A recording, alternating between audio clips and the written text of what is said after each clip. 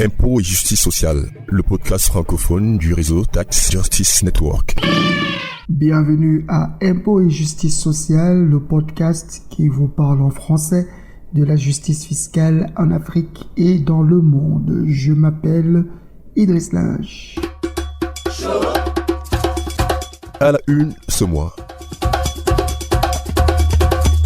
À la une ce mois, nous reviendrons sur la publication par Tax Justice Network du rapport sur la justice fiscale dans le monde, l'édition de 2023.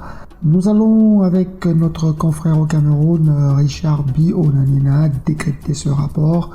Évidemment, c'est moi qui répondrai aux questions, d'autant plus que je suis un des membres de la brillante organisation Tax Justice Network. Mais aussi, j'ai assisté à une réunion du G24, le groupe des pays, les 24 pays les moins avancés, qui ont discuté énormément de comment financer la transformation économique de l'Afrique. J'ai rencontré un chercheur tunisien résidant aux États-Unis qui a une vision particulière de ce qu'il faudrait faire des ressources obtenues justement de la bataille qui est menée dans le cadre d'une meilleure justice fiscale. Je rappelle que vous pouvez suivre ce podcast sur notre page de podcast impotsocial.libsyn.com, Libsyn avec SYN à la fin.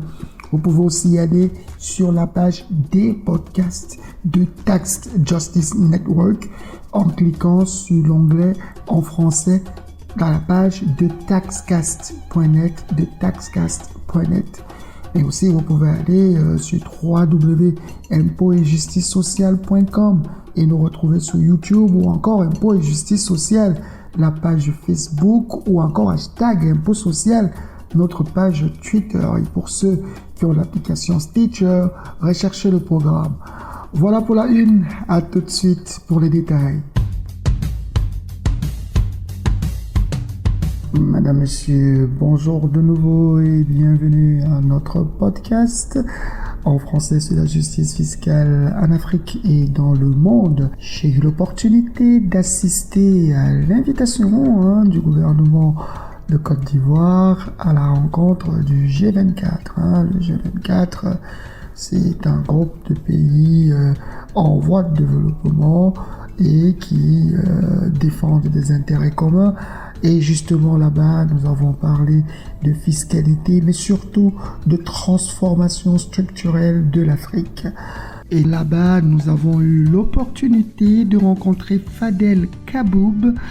Il est originaire de Tunisie, mais professeur associé à la Denison University aux États-Unis. Il est aussi le président de l'Institut Global pour la prospérité durable. Pour lui, la justice fiscale est une étape, mais il faudrait aller au-delà, utiliser des ressources pour mettre en place des infrastructures de justice sociale. Écoutez exactement quelle est son opinion sur, par exemple, la question que je lui ai posée. Je lui ai demandé de savoir qu'est-ce qu'il pense de cette bataille que nous menons pour la publication des comptes pays par pays, une plus grande transparence des bénéficiaires effectifs, bref, une meilleure transparence des systèmes financiers, une meilleure transparence des pays afin de réduire les flux financiers illicites. Écoutez sa réponse très intéressante. Je suis en faveur de la transparence, de l'augmentation des recettes fiscales, de la justice fiscale, mais ça ne change pas le fait que les investissements de l'État doivent être dirigés directement vers les défaillances structurelles dont on a parlé. L'investissement dans le secteur agricole pour augmenter le degré de souveraineté alimentaire, les investissements dans le secteur énergétique, surtout les énergies renouvelables, et ensuite, troisièmement, l'investissement dans une politique industrielle au niveau national et au niveau régional, pourquoi pas panafricain, afin de créer de la valeur ajoutée et retenir de la valeur ajoutée dans les économies africaines. Alors, j'ai bien voulu comprendre ce que me disait le professeur Kaboub, qui est tout à fait cohérent et comporte une bonne dose de logique. J'ai voulu comprendre comment est-ce qu'il voyait cette transformation structurelle. Évidemment, il donne une réponse technique que je partagerai avec vous, mais surtout, il permet de comprendre qu'on ne peut avoir de transformation réelle que si nous faisons les choses à moitié. Et c'est justement dans ce sens que va Tax Justice Network. Il faudrait que les ressources fiscales aillent au financement du développement, que les ressources fiscales permet de construire des infrastructures énergétiques, permet de construire des infrastructures de santé, permet d'envoyer des jeunes filles à l'école et surtout permet de créer un cadre de vie qui est un cadre accessible pour tous. Et donc, en ce sens, un nexus entre la fiscalité, la juste fiscalité et le développement social des entreprises peut devenir très important. Écoutez ce que le professeur Fadel Kaboub prévoit lorsqu'il pense du changement radical qu'il faudrait apporter aux structures des économies africaines. Chaque kilowatt d'électricité verte produite ici en Afrique, chaque kilo de blé produit ici et non pas importé, nous évite le problème de la dette. On multiplie. Par exemple, le fait qu'on consomme du blé produit ici, de l'électricité produite ici, ça nous évite le problème d'importer l'électricité, d'importer la source d'énergie, d'importer le blé, le riz, etc. Donc, on évite le problème de la dette et de l'intérêt, service de la dette qu'on paye sur une période de 20, 30, 40 ans parfois. Donc, il faut commencer petit à petit, non pas par la production d'1 kilo, mais par la cultivation de terres agricoles afin de produire les produits de base. Et les produits de base, on parle de blé, on parle de riz, on parle de maïs, etc. Ça dépend de la consommation de chaque pays africain. Et surtout, la production de l'énergie renouvelable ici, afin de remplacer l'importation de gaz naturel, par exemple, avec la production d'électricité verte. Donc, ce sont des petits résultats qui démontrent le succès et la transformation graduelle de l'économie ivoirienne, de l'économie sénégalaise, etc. Et donc, les agences de notation internationales, ils observent les résultats. Ils veulent voir des résultats concrets. Alors que maintenant, en fait, on emprunte afin de financer la consommation. On ne parle pas d'investissement, on ne parle pas de transformation. On emporte seulement afin de consommer. Et bien sûr, les agences de notation, ils observent ça et ils disent que ce n'est pas une solution de transformation. Donc, on ne peut pas donner une bonne notation pour ce pays parce que ça va continuer le cycle de la dette et ça va augmenter le risque de non-paiement. Leur job, c'est de noter le risque de non-paiement. Donc, on peut comprendre la formule de leur notation et faire de sorte que nos investissements sont en fait productifs et nos investissements sont dirigés directement vers les défaillances structurelles de notre économie. Donc c'est ça la formule magique, très simple. Bien sûr, c'est un cercle assez difficile pour mettre en place ces infrastructures de libération des structures économiques africaines nécessitera qu'on ait davantage d'impôts, d'où le rôle de la justice fiscale, d'où la bataille pour une meilleure équité fiscale au plan international, d'où notre plaidoyer au sein de Tax Justice Network, parce que les autres ne nous donneront pas cet argent. La preuve, sur le marché international de la dette, on est obligé de faire avec des agences de notation qui estiment qu'on est trop risqué, mais personne ne voit qu'on est complètement dépouillé par des multinationales qui utilisent parfois des failles de la légalité pour optimiser les ressources, leur fiscalité, pour optimiser leur capacité à ne pas forcément toujours payer le juste impôt.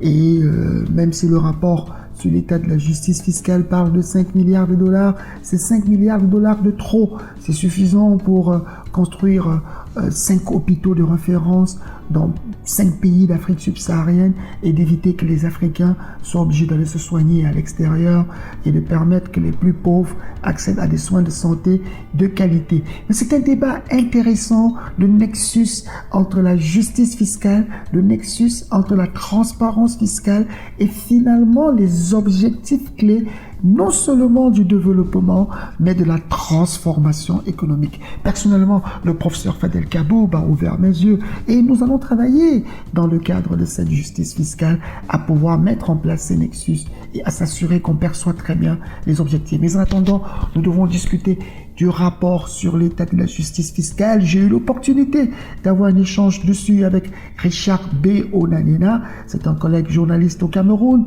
J'ai eu l'idée parce qu'il me posait trop de questions et je lui ai dit, faisons le podcast. Il a accepté d'être mon intervieweur. Écoutez l'entretien que j'ai eu avec Richard. Le troisième rapport de l'État sur la justice fiscale dans le monde, qui est produit par Tax Justice Network, est sorti il y a quelques jours déjà. C'est quoi ce rapport? Alors Richard, c'est une excellente question d'ouverture. Le State of Tax Justice, en français, l'état de la justice fiscale, est un rapport que l'ONG Tax Justice Network, à laquelle j'appartiens, publie depuis 2021. Et le rapport propose à chaque fois une analyse complète des problématiques fiscales mondiales, des inégalités et des défis en rapport aux différentes discussions sur la fiscalité internationale et la fiscalité des pays.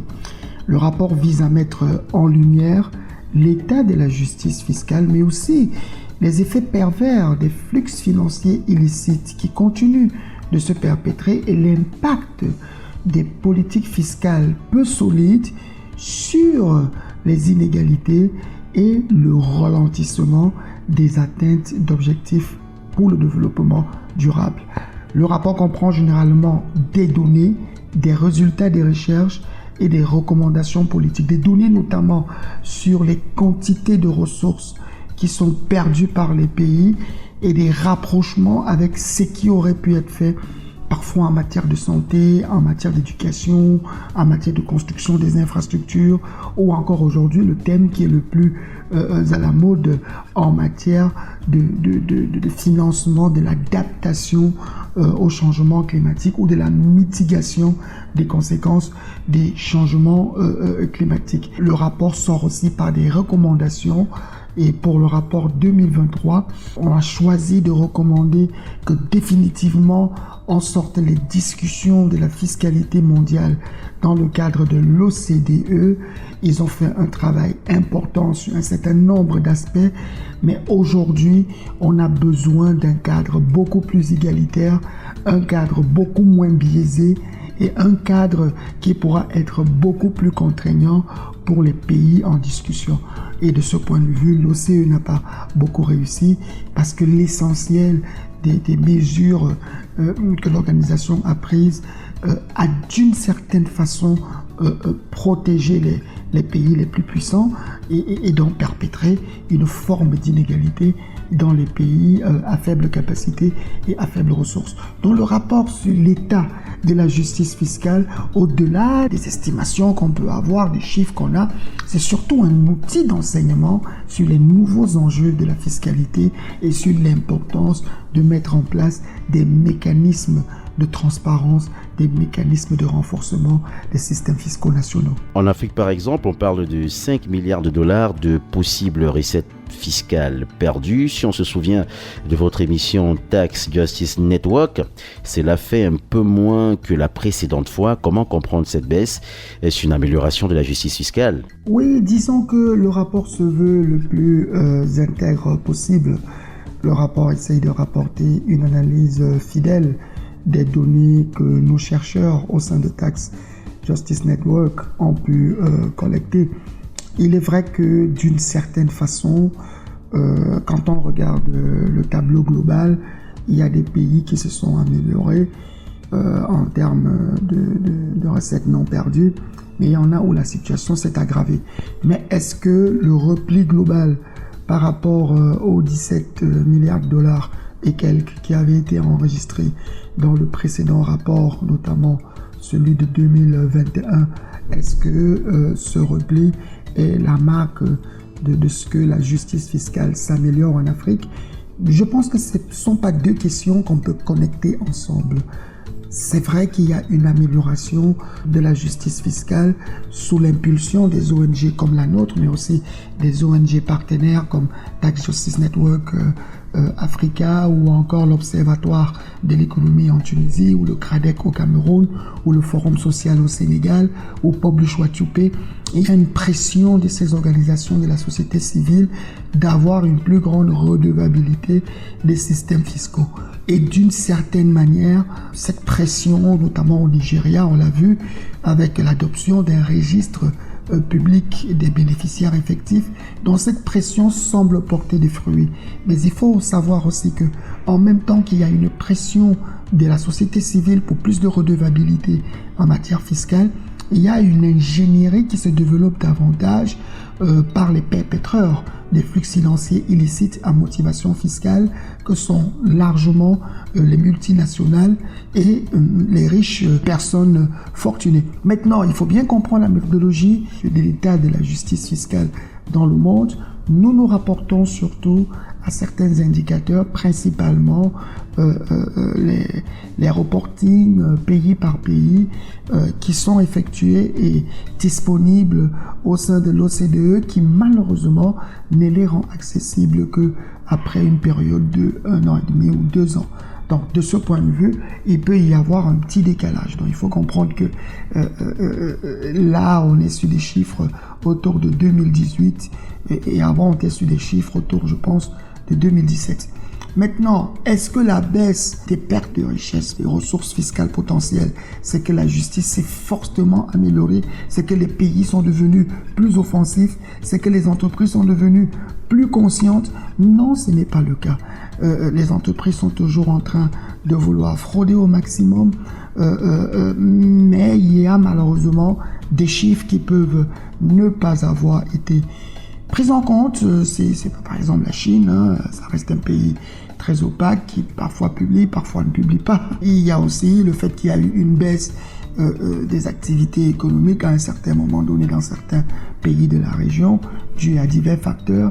Donc, c'est effectivement une très bonne question et le rapport, justement, permet de soulever le débat et permet, lorsqu'on discutera de la fiscalité internationale, d'avoir une attitude beaucoup plus documentée et d'avoir des positions beaucoup plus complètes sur la question. C'est quoi le reporting pays par pays qui est au cœur de la méthodologie de ce rapport? Alors, Richard, il ne s'agit pas seulement du reporting pays par pays, mais il s'agit d'une déclaration publique des rapports financiers d'entreprises pays par pays. C'est-à-dire, c'est une pratique comptable qui exige des entreprises de publier combien de bénéfices et des dépenses elles ont engagés dans chacun des pays où elles opèrent, au lieu de publier simplement les bénéfices et les coûts engagés de manière consolidée au niveau de la holding nationale. Les entreprises multinationales ne sont pas toujours tenues de rendre publique la répartition de leurs bénéfices et de leurs dépenses par pays. Au lieu de cela, elles regroupent les bénéfices réalisés dans différents pays de manière consolidée. Cela constitue un manque de transparence qui permet de déplacer leurs bénéfices des pays où elles exercent l'activité, c'est-à-dire où elles vendent des biens, des services, vers des paradis fiscaux. Imagine par exemple une entreprise qui vend ce qu'on appelle communément les droits de marque et que ces droits de marque sont utilisés au Cameroun. Nous payons des droits de marque là-dessus de l'ordre de 4 milliards. L'entreprise basée au Cameroun transfère ces 4 milliards à une filiale qui est basée au niveau de l'étranger. Et la filiale au niveau de l'étranger ne va pas déclarer qu'elle a reçu 4 milliards de revenus de droits de marque de l'entreprise basée au Cameroun. Elle dira en Afrique, nous avons fait tant. Et là, ça ne permet pas aux autorités fiscales camerounaises d'aller vraiment rechercher l'impôt qui doit être payé sur l'activité réalisée au Cameroun. C'est d'ailleurs pour ça que récemment, de plus en plus, il y a ce scandale sur le fait que l'Agence nationale d'investigation financière a découvert que des entreprises faisaient des paiements qui n'étaient pas toujours justifiés. Nous avons commencé à Tax Justice Network à militer pour le reporting pays par pays qui soit accessible au public. Mais pour le moment, L'OCDE, évidemment, qui continue de mener les discussions fiscales mondiales, elle a admis le principe du reporting pays par pays, mais la question de la publication, la question de l'accessibilité à tous les publics, de toutes les catégories, sans besoin de restrictions quelconques, reste en débat. Et pour nous, ça constitue un levier pour les entreprises pour cacher leur flux financier illicite. Donc voilà pourquoi nous utilisons les données publiées pays par pays. Nous rendons publics les chiffres qui sont effectivement rendus publics pour montrer à quel point c'est important en termes de redevabilité fiscale, en termes de mobilisation des ressources domestiques, si nous voulons que les multinationales arrêtent l'économie de l'extraction, l'économie de la rente et fassent perdre à l'Afrique des centaines de milliards de dollars qui auraient servi à financer l'économie ou à soutenir le financement des économies du développement de l'Afrique. Visiblement, la méthode de gestion de cette publication des comptes d'entreprise par l'OCDE ne semble pas efficace. Quelle autre alternative existe-t-il? Oui, en effet, nous estimons que pour plusieurs raisons, l'OCDE a mené d'importants travaux pour parvenir à la réduction des pertes de ressources fiscales par les pays dans le monde et aussi dans les pays en développement. Mais nous estimons aussi qu'ils n'ont pas franchi les étapes décisives. Et dans le cas de la publication des comptes pays par pays, comme je le disais, le problème jusque-là avec l'OCDE, c'est qu'il ne rend pas systématiquement l'accès au public. L'accès est réservé à des entités spécifiques et cela ne permet pas une surveillance accrue, des plus accrues par la société civile internationale. Les initiatives mondiales montrent très bien que les multinationales n'hésitent pas, lorsque l'opacité règne, à shifter, à transférer leurs bénéfices, à transférer les impôts qu'ils doivent payer vers des juridictions où on paye très peu d'impôts ou alors où on ne paye pas du tout d'impôts.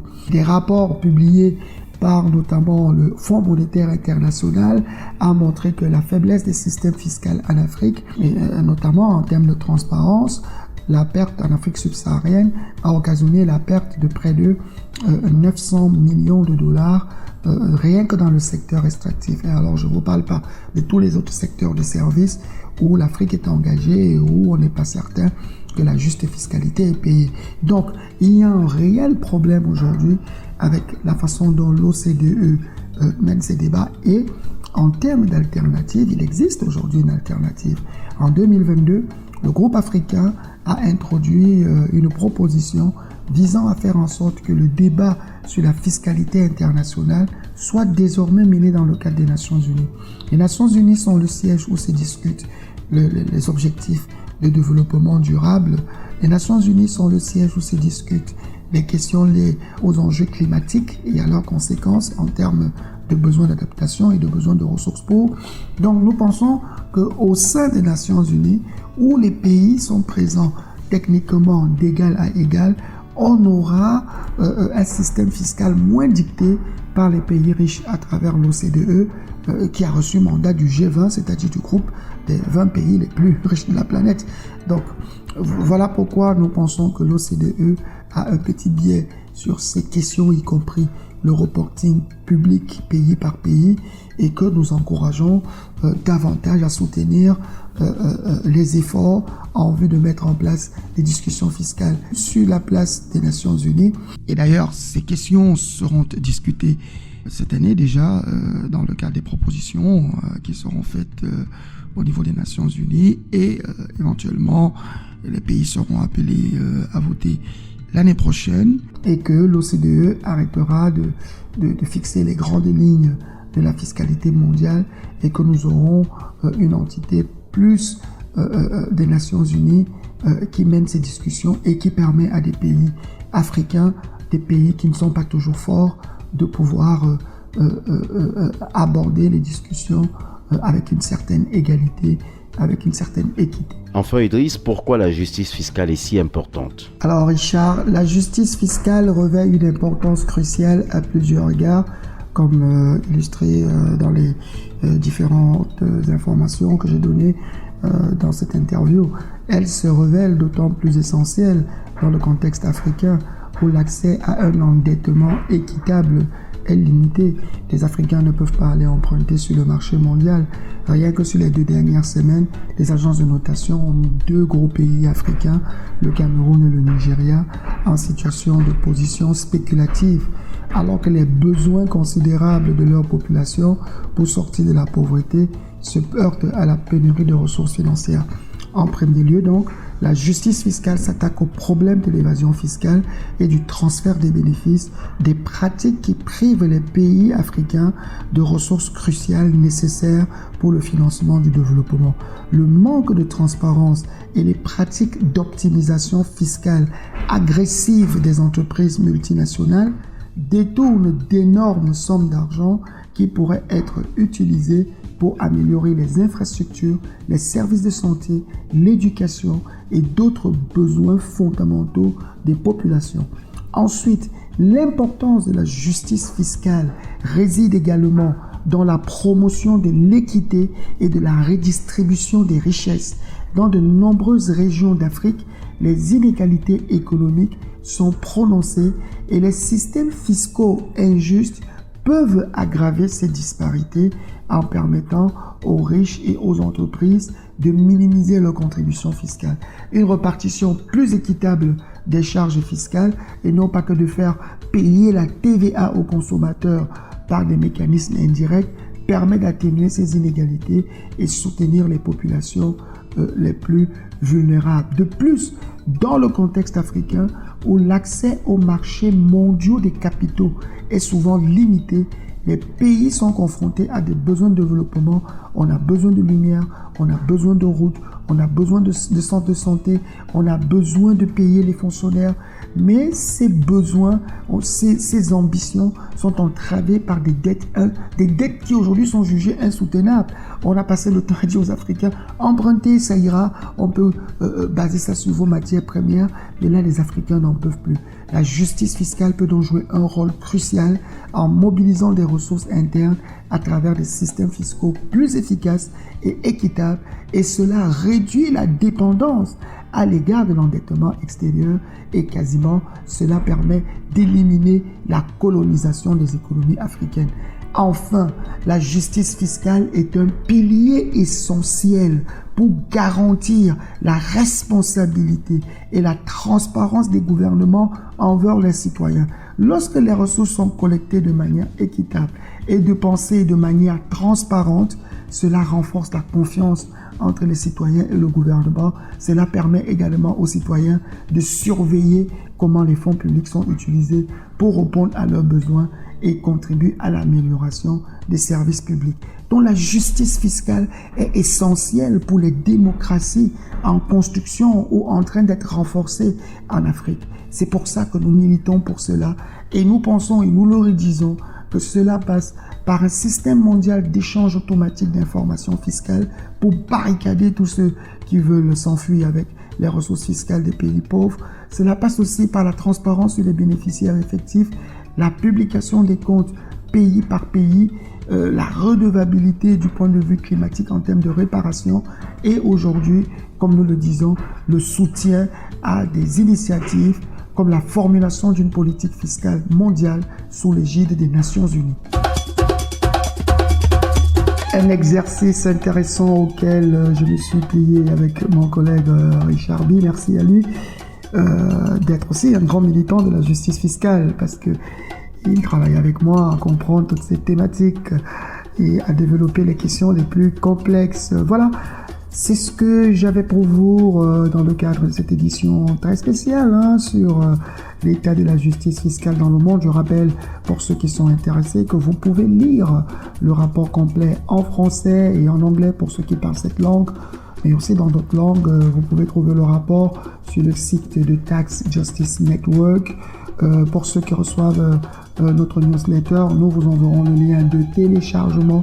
N'hésitez pas à le lire car il contient des indicateurs, des pistes de réflexion importantes dans le plaidoyer que nous faisons aujourd'hui pour porter les discussions fiscales de l'OCDE vers les Nations Unies, pour porter d'un système qui n'a pas forcément entendu les plaintes de tous les participants vers un système qui est habitué à arbitrer, sur les besoins et les exigences d'un plus grand ensemble de personnes. C'est la prochaine étape de la bataille de la justice fiscale. Le podcast de l'édition prochaine sera consacré à cet agenda des Nations Unies et nous espérons que vous serez nombreux à nous rejoindre pour cette bataille qui est déjà entamée par les gouvernements africains. Au G24, on en a parlé, à l'Union africaine, on en parle. Le besoin de la transparence est aujourd'hui beaucoup plus qu'un slogan, c'est une réalité. Le Forum africain des administrations fiscales, ACAF, a lui aussi mis l'accent sur une plus grande transparence des discussions fiscales internationales avec une prise en compte des intérêts notamment des pays africains. Et d'ici là, vous pouvez continuer de suivre nos podcasts sur notre page de podcast impotsocial.libsyn.com. Libsyn avec SYN à la fin. Vous pouvez aussi aller sur la page des podcasts de Tax Justice Network. C'est sur le site de taxcast.net, Vous cliquez sur l'onglet en français pour retrouver tous vos programmes en français. Et vous pouvez aussi aller sur YouTube, www.impôt-et-justice-sociale.com ou sur notre page Facebook, Impôt et Justice Sociale, ou Twitter, hashtag Impôt Social. Et enfin, pour ceux qui ont l'application Stitcher, retrouvez votre programme. C'est tout pour cette édition. À très prochainement pour une autre édition de notre podcast sur la justice fiscale en Afrique et dans le monde. D'ici là, au revoir. Portez-vous bien, soyez vigilants et rassurez-vous que vos droits fiscaux sont protégés.